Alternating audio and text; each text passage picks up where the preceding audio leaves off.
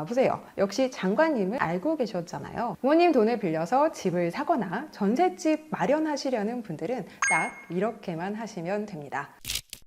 오늘은 절세 실전 편 2탄입니다. 지난번 영상에서 고위공직자들, 나랏일 하는 높은 분들이 실제 어떻게 절세를 실천하고 있는지 사례를 소개해드렸는데요. 오늘도 정말 많은 분들의 세금을 기적처럼 줄여줄 단비 같은 사례입니다. 바로 만점짜리 무이자 차용은 어떻게 하는지인데요. 부모님 돈을 빌렸다가 증여세는 물론이고 외국계 소득세까지 왕창 추징당하는 분들 정말 많습니다. 부모님 돈을 빌려서 집을 사거나 전셋집 마련하시려는 분들은 딱 이렇게만 하시면 됩니다.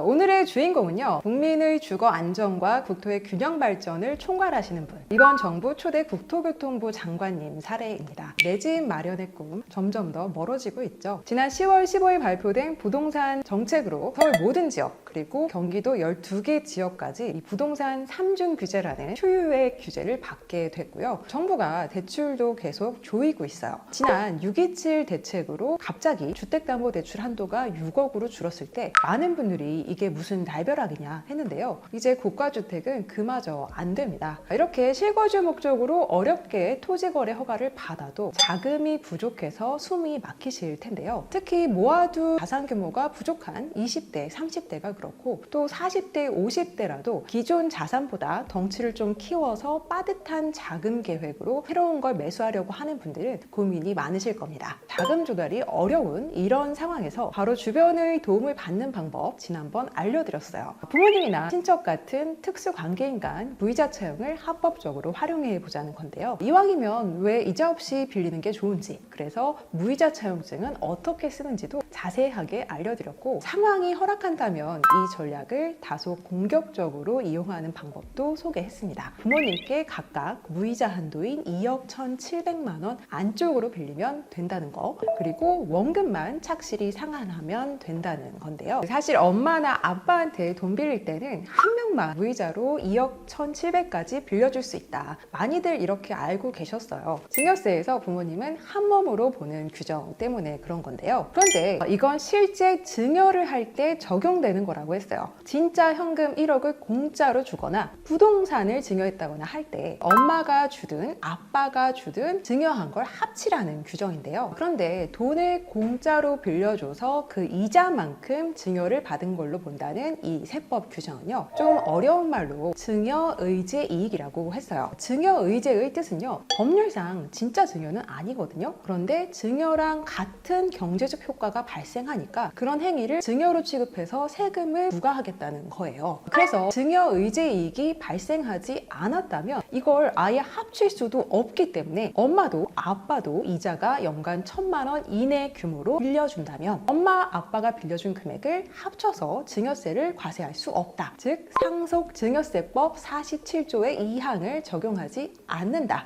이렇게 되는 겁니다. 이게 사실 많은 분들이 그간 알던 것과는 너무 달라서 이게 진짜 되는 건가 아직도 댓글이 달리고 있는데요. 제가 유권에서 입법자의 법에 대한 해석이자 실제 국세청 조사관이 이걸 과세할지 말지 내부 업무 처리의 기준이 되는 지침도 보여드렸어요. 그리고 이게 진짜 된다 아는 사람들은 이미 이 전략을 써왔다는 걸 보여주신 분이 바로 오늘의 주인공 국토부 장관님이십니다. 장관님 따님은요 20대이세요. 자녀가 현재 서울 아파트에 전세로 거주하고 있는데 2024년 전세 계약을 맺을 때 부모님이 보증금 6억 5천만 원을 빌려줬습니다. 여기서 그냥 준 게 아니고 빌려줬다는 게 중요해요. 즉 증여가 아닌 대여라는 건데요. 6억 5천만 원을 엄마 아빠가 실제 자녀에게 증여하면 증여세가 1억 3천만 원 넘게 나옵니다. 증여재산 공제를 활용해도 1억 1,600만 원 정도 나오는데요. 이렇게 세금으로 나라의 20%를 바치고 나면 자녀 손해는 5억 3천만 원 밖에 남지 않습니다. 그럼 또 전세보증금이 부족하겠죠? 그래서 사실 8억 4천만 원을 증여해야 세금 1억 9천만 원을 내고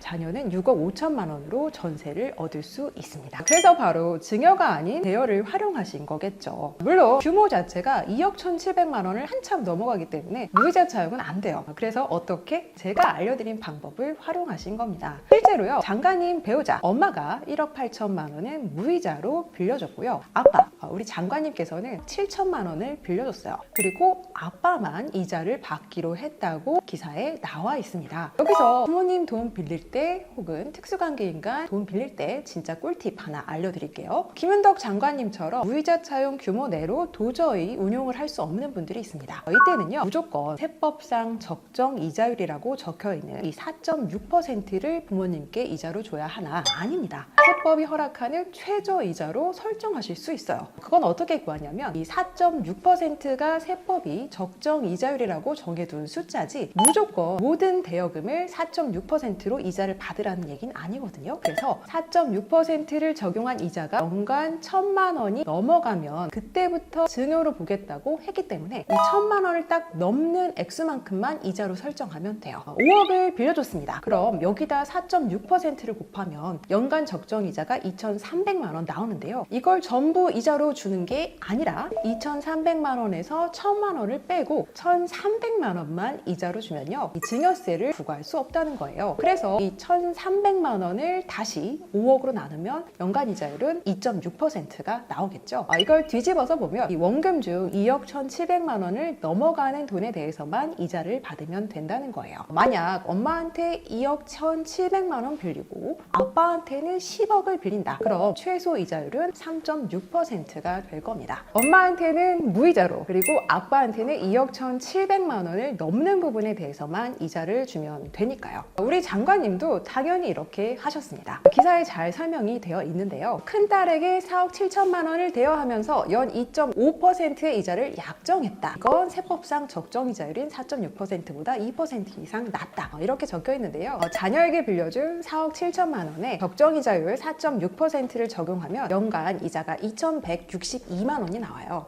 여기서 1,000만 원을 빼고 이자를 줘서 2.5%라고 차용증을 썼다는 거 이해가 되시죠?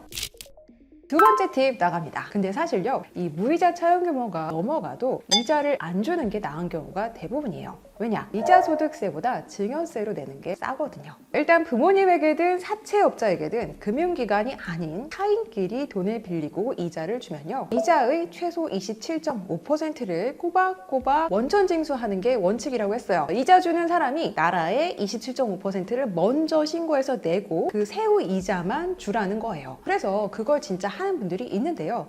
노력은 인정하지만요, 사실 세금은 더 많이 낼 수밖에 없습니다. 최근 10년간 부모님께 증여받은 게 많아서 증여세율 구간이 30-40% 이렇게 아주 높은 분들이 아니라면 대부분 증여세로 내는 게 여러모로 유리합니다. 물론 이자를 주고 원천 징수하면 강력한 이점이 있습니다. 이런 형식까지 완벽하게 지켰다 그러면 국세청에서 돈을 빌려준 게 아니라 원금 자체를 증여받은 거라고 주장하기가 힘들기 때문이에요. 그럼에도 이 세금 측면에서만 보자면 증여세로 내는 게 대부분 낫다는 거고요. 이 전략은 처음부터 사용증을 잘 쓰고 또 부모님이 또는 지인이 안 받은 이자만큼 내가 증여를 받았습니다 하고 증여세를 자진 납부하는 거고요. 전문가에게 상황을 점검받고 도움을 받으시는 게 좋겠죠.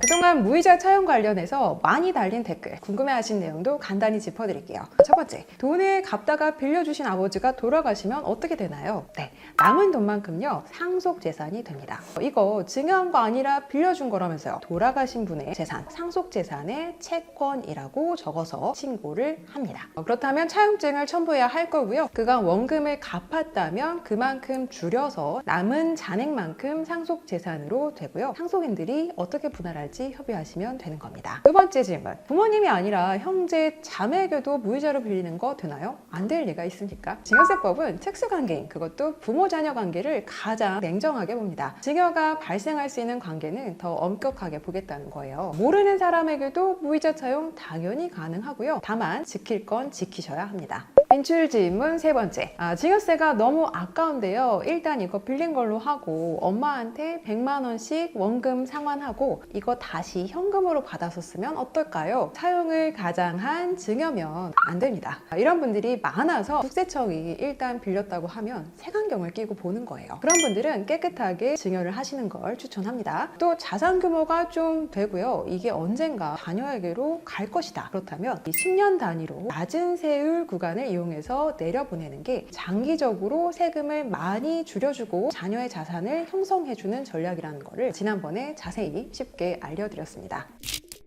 오늘 절세 실천편 살펴봤는데요. 제가 그동안 알려드린 것들은 증여세나 소득세 같은 세금을 탈세하자는 게 전혀 아닙니다. 이 법을 지키면서 나라에 내야 할 세금을 합법적으로 가장 적게 내는 절세 정보를 드리고 있습니다. 지난번에 제가 정리해드렸어요. 내가 하면 절세, 남이 하면 탈세가 아니고요. 이 세법에 다 있다고 했어요. 세법이 허용하는 한도 안에서 어떤 행위를 하는 게 절세고, 이 법을 넘어서면 더 이상 절세가 아닌 탈세 라고요. 그리고 그 한도가 증여세든 소득세든 다른 세금이든 이 세법이 허용하는 빈틈, 그걸 이용해서 합법적으로 절세를 하는 겁니다. 국세청이요, 납세자들이 예뻐서 이 세법에 틈을 두고 있는 게 아니에요. 법의 원칙이라는 게 그렇습니다. 근대의 법은요, 기본적으로 개인의 자유를 보장하고 사적 자치를 존중해요. 그래서 이 법의 원칙이라는 걸 거슬러서 개인의 자유로운 거래를 제한할 때는 어떤 명분이라는 게 반드시 있어야 하고, 그것과 동시에 어느 정도 틈을 두게 되어 있거든요.